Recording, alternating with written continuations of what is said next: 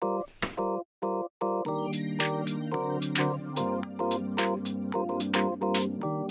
and welcome to Chattin with MCEP. Today we're talking to Rivca Burns about all things music production and producing. So here we go. Here's my chat with Rivca.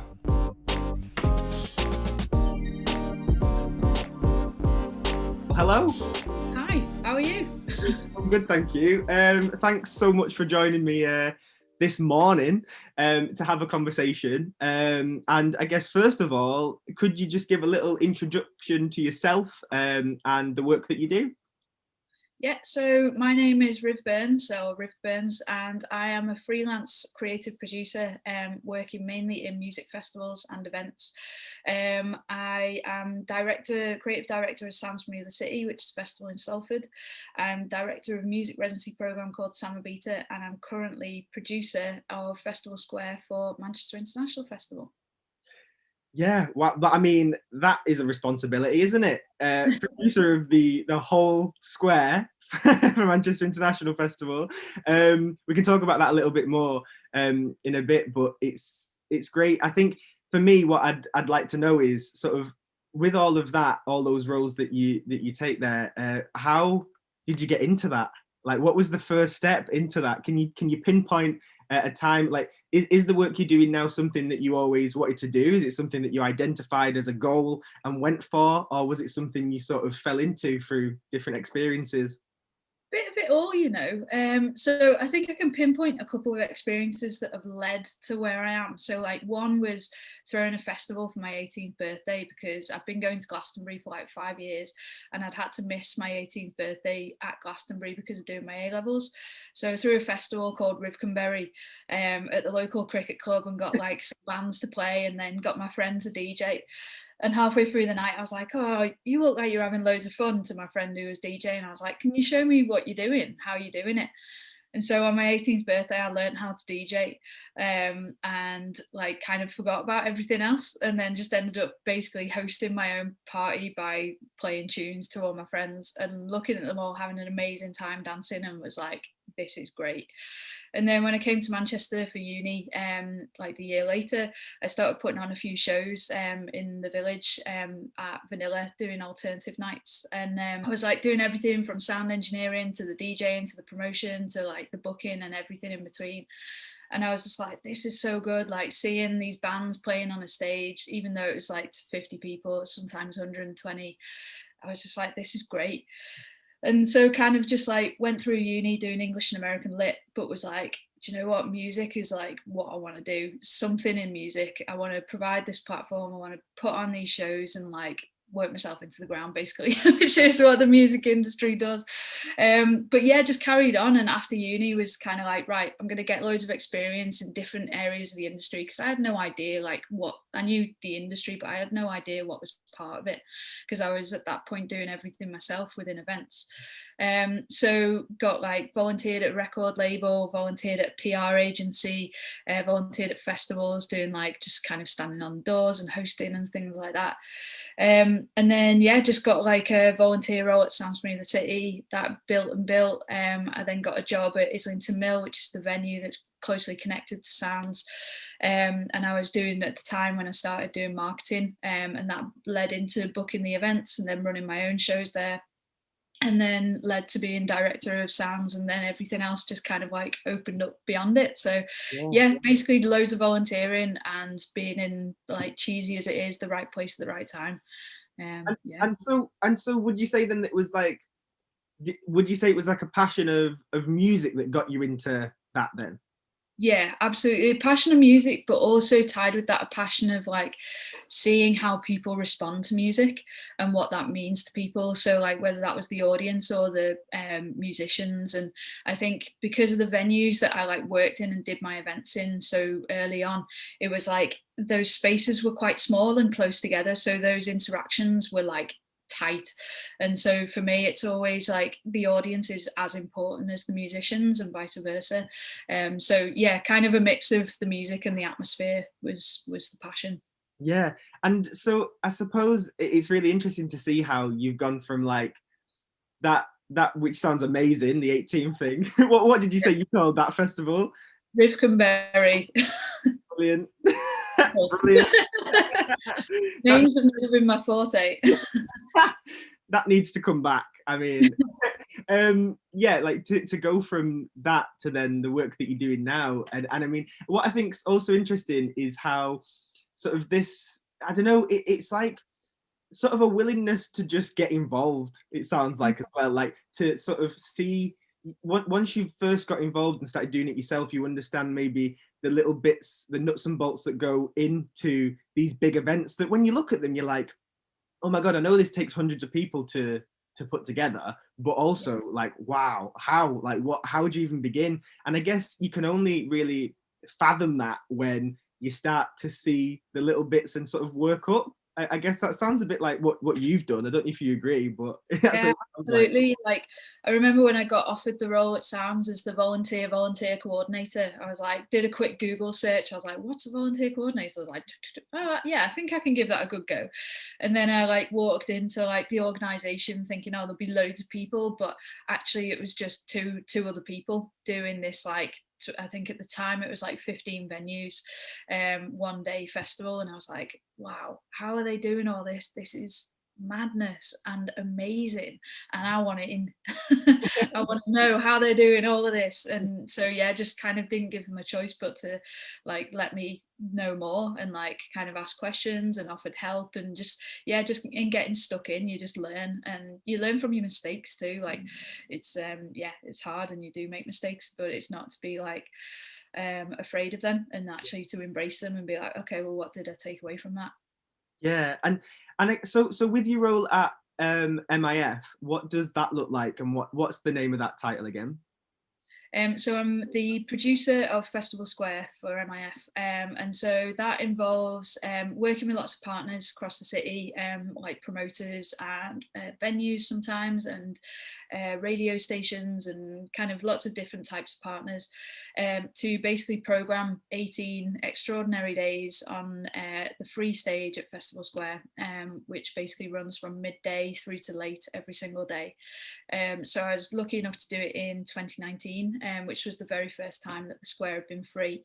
And for me, that was just like huge, like opportunity and amazing, like experience to be able to basically give this stage back to the city, because for years that had been like a ticketed thing, and so when I found out it was free, I was like, right, I need to get involved with this. Like this is the moment, and like this is the platform for all these musicians in Manchester who are incredible and just like doing so much good stuff, so many at an international level already. Like let's showcase that, but importantly, let's just open that door to everybody to be able to come and experience it. I mean, I have such like good memories of Festival Square last time, and sort of just how sort of like, to me, unique that program was, and the variety and just the sort of vibe of that space was one of like, it's interesting what you say about it being like an open and sort of free space, because it really, you got that from being there. Like it wasn't, it was sort of like a space where you could see different parts of Manchester all together, but also opening up to like, I saw acts that I never would go and see on my own, Yeah. or choose to go and see, but they were there performing, and I was like, oh, that's really cool.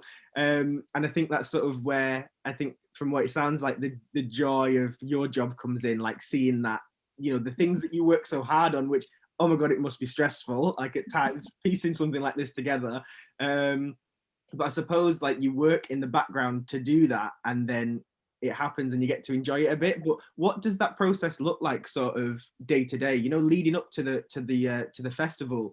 What is your role with that? Is it lots of emails? Is it lots of phone calls? What does it look like?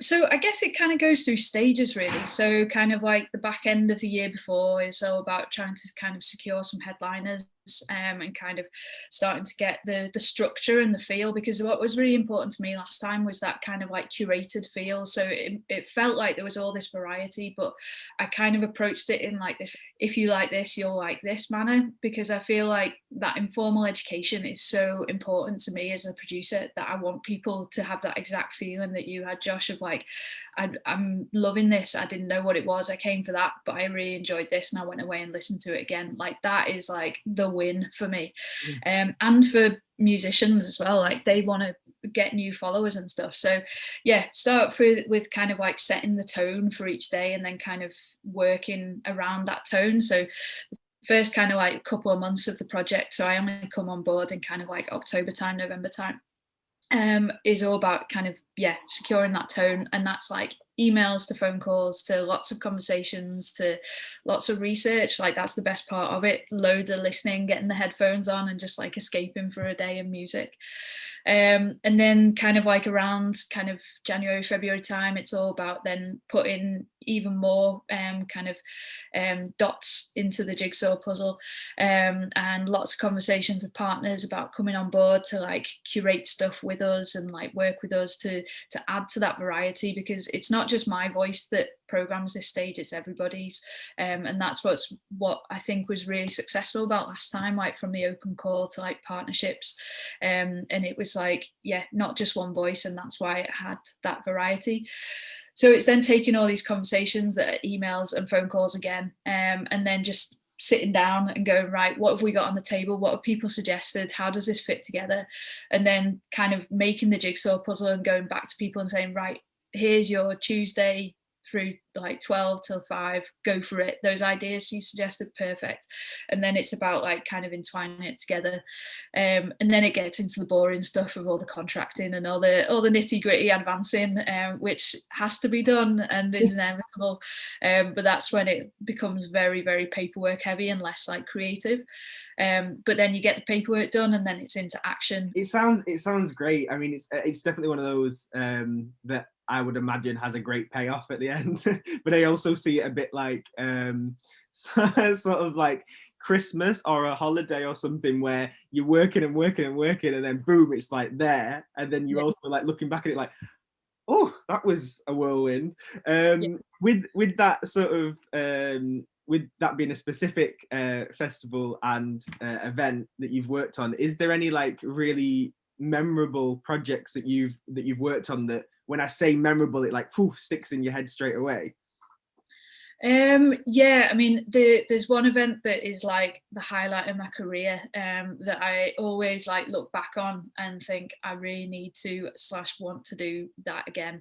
And it was an event that happened in 2012, which obviously was a long time ago now, but it happened in the November of 2012. It was called Orbit, and it was an event that we produced at Sounds from the City with a performance art collective called the Volkov Commanders, who are these 3 creatures who came from outer space on their woolly mammoth to tell us earthlings how to do things better. And they're like these amazing performance artists, and we basically curated this journey, which we called a journey of 7 parts. And we told the audience who was playing, and we told them the 3 venues in which these performances would happen, but we didn't tell them in which order. And so between each performance, the Volkov Commanders kind of led the audience on this journey to the next place, and then they'd walk in and they'd see the performer that, yeah, they were there to see at that point.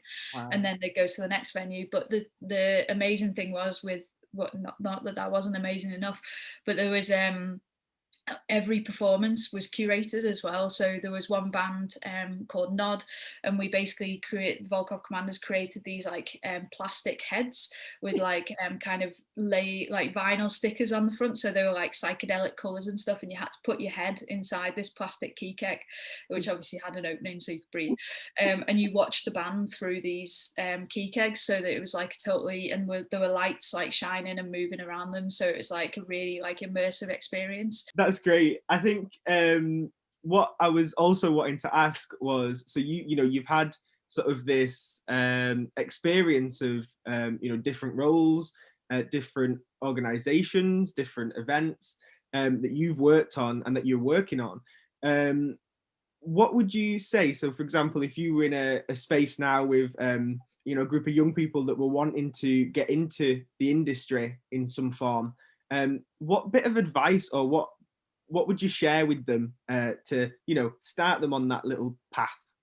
Yeah, I think just like do what you love and support other people to do what they love, I think would be my most important thing, because that's where we truly like make a difference, and we can put our all into something that we're passionate about. So if you're doing what you enjoy and what you love, or there's like even a tiny element in what you're doing that you can tweak to being what you really love, then that will just like explode. And yeah, once you can put your all into something, that's when magic happens. That sounds like a lovely bit of advice. I would agree.